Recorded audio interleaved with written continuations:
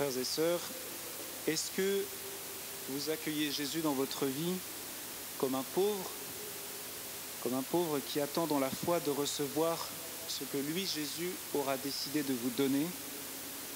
Ou bien est-ce que vous essayez de l'utiliser pour que vos projets à vous se réalisent? Voilà la question fondamentale que vous pose cet évangile ce soir. Cet épisode que nous venons d'entendre est la suite de l'évangile de dimanche dernier. Vous vous en souvenez, Jésus, après son baptême, se met à parcourir la Galilée, si bien que sa renommée se répand dans toute la région. Il enseigne dans les synagogues, accomplit des guérisons, et tout le monde fait son éloge. Et puis un jour, il revient dans son village, à Nazareth, ce village où il a grandi. Il vient à la synagogue, il ouvre les Écritures saintes, et il fait la lecture de ce passage d'Isaïe. « L'Esprit du Seigneur est sur moi, parce que le Seigneur m'a consacré par l'onction. Il m'a envoyé porter la bonne nouvelle aux pauvres, annoncer aux captifs leur libération et aux aveugles qu'ils retrouvent la vue, remettre en liberté les opprimés, annoncer une année favorable accordée par le Seigneur. » Et puis Jésus s'assoit et tout le monde le regarde.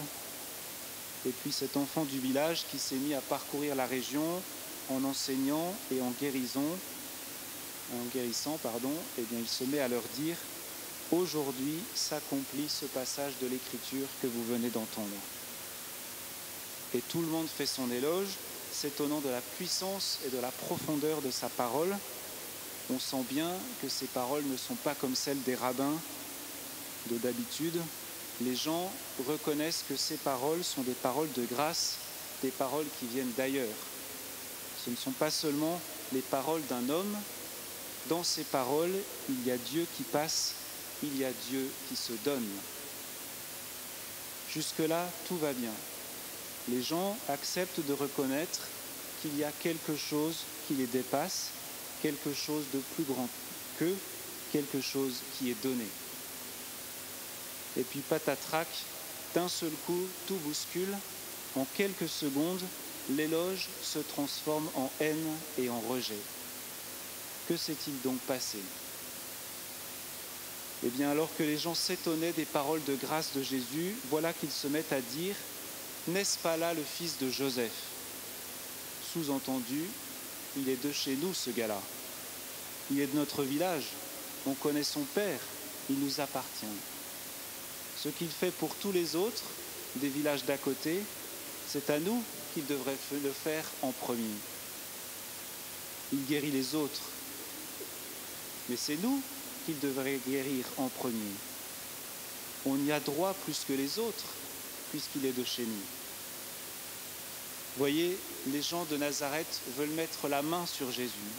Ils veulent en être propriétaires. Celui-là nous appartient, il va faire pour nous ce que nous voulons qu'il fasse. C'est pour cela que Jésus, voyant bien l'intention de leur cœur, leur répond « Sûrement vous allez me citer ce dicton « Médecin, guéris-toi toi-même » et me dire « Nous avons appris tout ce qui s'est passé à Capharnaüm, fais donc de même ici dans ton lieu d'origine. » Voyez-vous, on ne peut pas mettre la main sur la grâce de Dieu, elle se reçoit. Et tout le drame du péché originel, tout le drame du péché d'Adam et Ève, eh bien, c'est d'avoir mis la main sur le don de Dieu, d'avoir voulu prendre, d'avoir voulu saisir ce que Dieu voulait donner gratuitement, mais à son heure à lui. Les gens de Nazareth ont reconnu les paroles de grâce qui sortaient de la bouche de Jésus, mais devant la grâce, comme devant l'amour, on ne peut être que des mendiants. On ne peut pas être des captateurs. Dieu ne peut agir qu'envers celui qui ouvre les mains et attend dans la foi que Dieu lui fasse grâce. Jésus dit ensuite « Aucun prophète ne trouve un accueil favorable dans son pays. » Jésus, comme tous les autres prophètes, n'est pas bien accueilli dans son pays. Accueillir, c'est recevoir, accepter de ne pas maîtriser, de ne pas mettre la main dessus. Or, quand on a un prophète chez soi, un guérisseur, un homme qui fait des miracles, eh bien, on a envie de l'utiliser à ses propres fins. Mais dans ces conditions, Dieu ne peut pas faire grâce. Dieu ne peut pas agir, car il ne peut agir qu'envers les pauvres. Il m'a envoyé porter la bonne nouvelle aux pauvres, c'est-à-dire envers ceux qui ont les mains ouvertes, qui mendient en silence et qui attendent dans la foi que quelqu'un les prenne en pitié. Et du coup, pour ceux du pays, pour ceux qui veulent mettre la main sur leur prophète, on arrive à des situations dramatiques. Comme du temps d'Élie, où il y avait une grande famine, eh bien c'est une veuve étrangère qui a été secourue. Du temps d'Élisée, il y avait pourtant plein de lépreux, eh bien c'est un Syrien qui a été guéri. En gros, Jésus est en train de dire aux habitants de son village, personne d'entre vous ne sera guéri. Oui, il y en a plein dans les villages d'à côté qui sont guéris, mais vous ne serez pas guéris.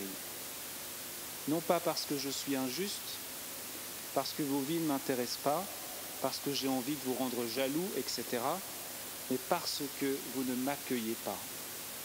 Aucun prophète ne trouve un accueil favorable dans son pays. Vous m'admirez, vous faites mon éloge, vous êtes étonné par la puissance de la parole, mais vous le faites dans votre intérêt. Vous voulez m'utiliser pour assouvir vos besoins, vous voulez mettre la main sur moi, vous voulez être propriétaire de cette grâce qui sort de moi. Et donc, je ne peux rien faire. Je ne peux rien faire pour celui qui ne m'accueille pas pour ce que je suis. Je suis celui sur qui l'Esprit repose et qui fait grâce à qui il veut, comme il le veut, quand il le veut. Forcément, ce discours fait mal. Cette vérité est dure à entendre et tous dans la synagogue deviennent furieux. Ceux qui à l'instant faisaient son éloge poussent Jésus hors de la ville et veulent le précipiter dans le vide.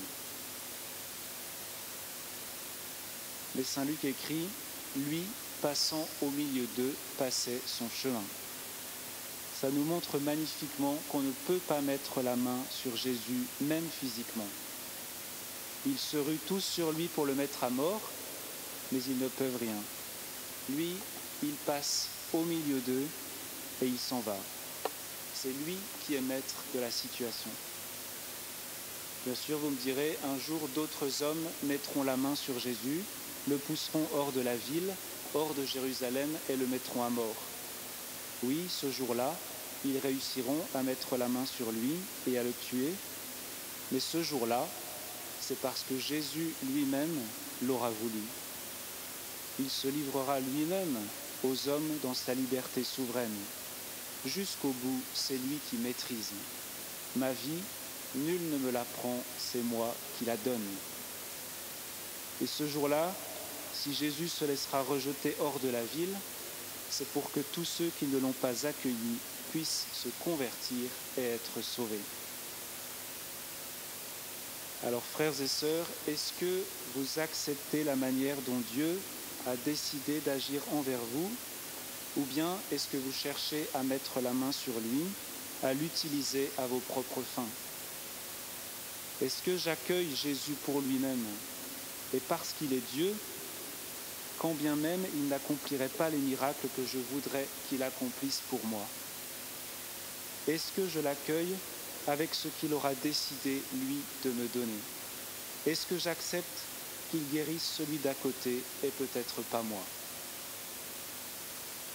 Et ce qui est sûr, c'est que Jésus a quelque chose pour chacun de vous. Il veut faire grâce, apporter la délivrance, la joie, le bienfait à chacun. Mais acceptez-vous qu'il le fasse selon son plan, à lui, comme il le veut, quand il le veut. Parfois, je pense que Dieu devrait me donner telle ou telle chose, devrait faire telle ou telle chose pour moi, et ce serait mieux, je serais plus heureux. Mais qui me dit que je ne me trompe pas sur ce qui serait vraiment bon pour moi? Est-ce que je crois que Jésus me connaît mieux que moi-même, qu'il sait mieux que moi ce qui est bon pour moi? Est-ce que je suis convaincu que c'est mieux de dire dans le Notre Père « que ta volonté soit faite » plutôt que « que ma volonté soit faite ». Si vous n'êtes pas convaincu de cela, eh bien, c'est que vous ne connaissez pas vraiment Jésus et que vous ne croyez pas vraiment en lui. Jésus, lui, il vous connaît mieux que vous-même. Il veut vous donner ce qui est le meilleur pour vous. Et pour cela, pour qu'il puisse vous le donner, pour vous donner le meilleur, eh bien, il veut que vous l'accueilliez pour lui-même et non pas pour ce que vous voudriez qu'il vous donne, en pensant savoir mieux que lui ce qui est bon pour vous. En fait, Jésus veut être votre ami.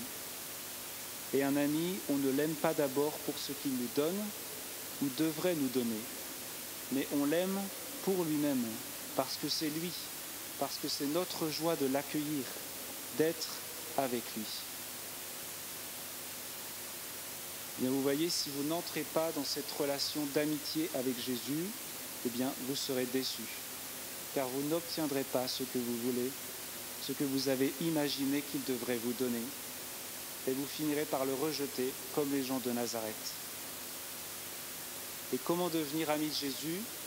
Eh bien, en lui consacrant du temps pour apprendre à le connaître et le laisser parler à votre cœur.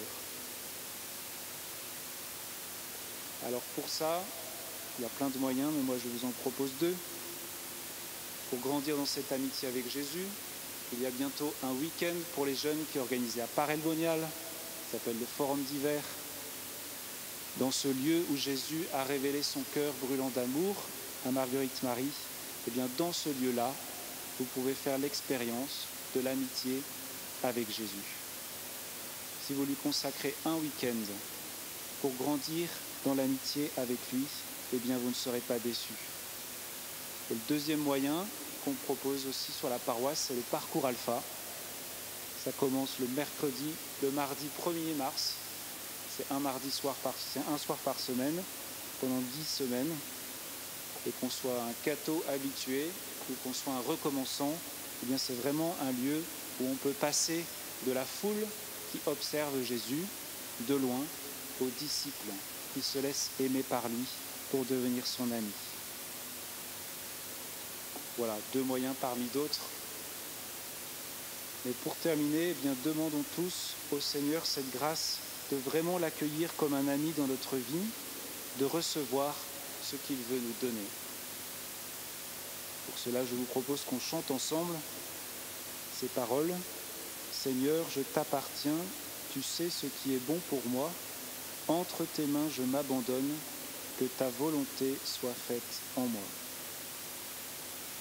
Seigneur, je t'appartiens, tu sais ce qui est bon pour moi. Entre tes mains, je m'abandonne, que ta volonté soit faite en moi. Seigneur, je t'appartiens, tu sais ce qui est bon pour